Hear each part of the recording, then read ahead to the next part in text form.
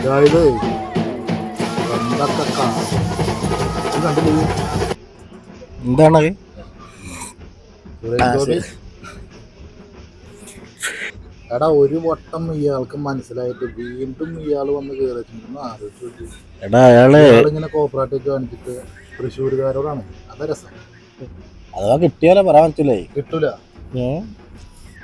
അഥവാ അയാൾ ഇക്കുറി ജയിച്ചാലോ? സാധ്യതയില്ല. എന്താ കാരണം? സാധ്യതയില്ല. അല്ല അയാൾ കണ്ടില്ലേ നമ്മളെ മാതാവിന് സ്വർണത്തിന്റെ കിരീടം കൊടുത്തില്ലടാ. അത് പിന്നെ രാഷ്ട്രീയം എന്തുണ്ടായിന്ന് നമുക്കറിയാലോ. ചമ്പാന്ന് പറയുന്നുണ്ട്, തെളിഞ്ഞിട്ടില്ലല്ലോ.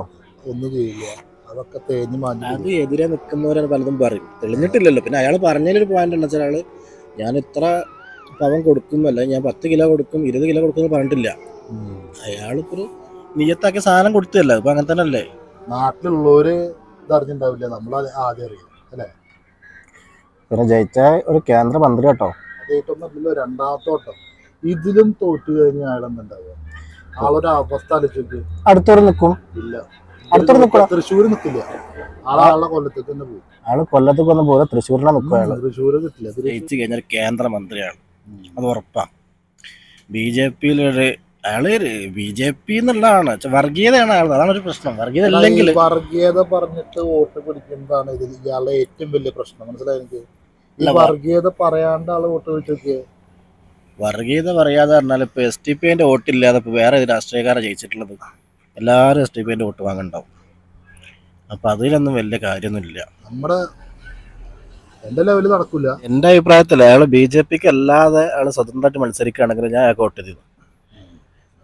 അത് ഓക്കെ, അത് നീ പറഞ്ഞ ന്യായമാണ്. അല്ല, അങ്ങനെ അയാൾ ഇഷ്ടപ്പെടുന്ന ഒരുപാട് പേരുണ്ട്. കാരണം ഒരുപാട് നന്മയുള്ള പ്രവൃത്തി മലയാള സിനിമയില് ദിലീപ്, ഈ പറഞ്ഞ സുരേഷ് ഗോപി, അങ്ങനെ ഒരുപാട് പേര് കൊടുത്തിട്ടുണ്ട്. തൃശ്ശൂരുകാര് എന്തായാലും തൃശ്ശൂർ അയാൾക്ക് കൊടുക്കില്ല. എടാ ഈ കുറി കിട്ടില്ല, അടുത്ത കുറി നോക്കാം. ചായവുള്ള ആൾക്കാർ അയാളെ കുറിച്ച് പറയും, ചായവില്ലാത്തവര് ഒരു രക്ഷയില്ല, കൊടുക്കില്ല, എടുത്ത പൊന്തില്ല, നാണം കെട്ട് വാലും മടക്കി കൊണ്ടുവരും. അതൊക്കെ എനിക്ക് തോന്നുന്നു ഈ പ്രാവശ്യം കിട്ടില്ലെങ്കിൽ അടുത്ത പ്രാവശ്യം അയാളെ നിൽക്കും. ഈ പ്രാവശ്യം ആള് തോറ്റുണ്ടെങ്കിൽ അയാള് ഇക്കുറി പറഞ്ഞില്ലേ, പിന്നെ ശക്തൻ മാർക്കറ്റ്, അയാള് പറഞ്ഞല്ലോ ശക്തൻ മാർക്കറ്റ് ലുലു മാളാക്കി കൊടുക്കുന്ന പറഞ്ഞത്. എനിക്ക് തലക്ക് ഭ്രാന്തണ്ട ലുലു മാള്. ആരോടതൊക്കെ പറയണം, ഇതൊന്നും കാര്യമുള്ള. നമ്മള് പിന്നെ രാഷ്ട്രീയത്തിലേക്ക് പറയണില്ല, നമ്മള് രാഷ്ട്രീയം ഇല്ല. പക്ഷെ ഇതൊക്കെ കാണുമ്പോ നമുക്ക് സംസാരിക്കാൻ പറ്റില്ലല്ലോ, സംസാരിക്കാൻ പറ്റില്ല. എന്ത് ചെയ്യാ? വർഗീയത പറഞ്ഞിട്ട് കളിക്കണ കാരണമാണ് അയാളെ തീരെ താല്പര്യമില്ലാത്തത്. നമുക്ക് നല്ല ഇഷ്ടമുള്ള ഒരു മനുഷ്യനായിരുന്നു സുരേഷ് ഗോപി. നല്ല നന്മ, ഒരുപാട് ആൾക്കാർക്ക് നല്ല നല്ല കാര്യങ്ങൾ, വീട് വെച്ചു കൊടുക്കല്, സഹായങ്ങൾ തുറന്നു കഴിഞ്ഞാല് അയാൾ തന്നെയാണ്. കാരണം എല്ലാ ദിവസവും അയാളുണ്ട്. എന്തെന്നാ പറയാം. എന്തായാലും നോക്കാം നമുക്ക്. ഞാൻ പറയുന്ന ആളൊന്നും ഈ പ്രാവശ്യം എന്തായാലും തൃശ്ശൂർ കിട്ടില്ല, ഉറപ്പാ. നോക്കാലോ, നമുക്ക് നോക്കാലോ.